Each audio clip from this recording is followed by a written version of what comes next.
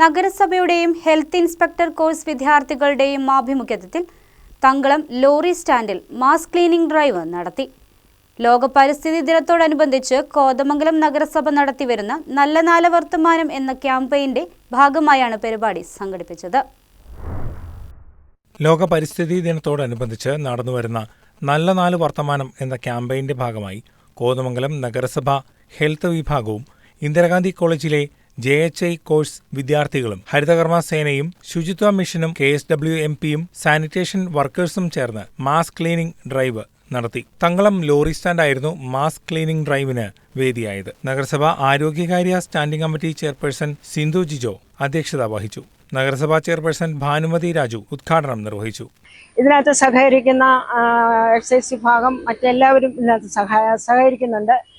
ഇത് ഈ ജൂൺ 5 ലോകമെമ്പാടും ഇത് നടത്തുമ്പോൾ ഇതൊരു ഓർമ്മപ്പെടുത്തൽ മാത്രമായിരിക്കും എന്നുള്ളതാണ്. അതായത് ഓർമ്മ പുതുക്കൽ ആണ് ജൂൺ 5. ഹെൽത്ത് വിഭാഗം സൂപ്പർവൈസർ IGKS നിർവഹിച്ചു. കൂടാതെ വാർഡ് കൗൺസിലർമാരായ സലിം ചെറിയാൻ, മിനി മാത്യു എന്നിവരും പങ്കെടുത്തു. Health ഇൻസ്പെക്ടർമാരായ Sajeev M. Kumar, Bindu Ramachandran, Naveen PB, Johnsy Joy എന്നിവരും ശുചിത്വ mission young professional Ashna ബഷീറും KSWMP എഞ്ചിനീയറായ Anjali APയും പങ്കെടുത്തു. ഇന്ദിരാഗാന്ധി കോളേജിലെ വിദ്യാർത്ഥികളും ഹരിതകർമ്മ സേനാംഗങ്ങളും സാനിറ്റേഷൻ വർക്കേഴ്സും പരിപാടിയിൽ പ്രധാന പങ്കുവഹിച്ചു. News desk KCV news.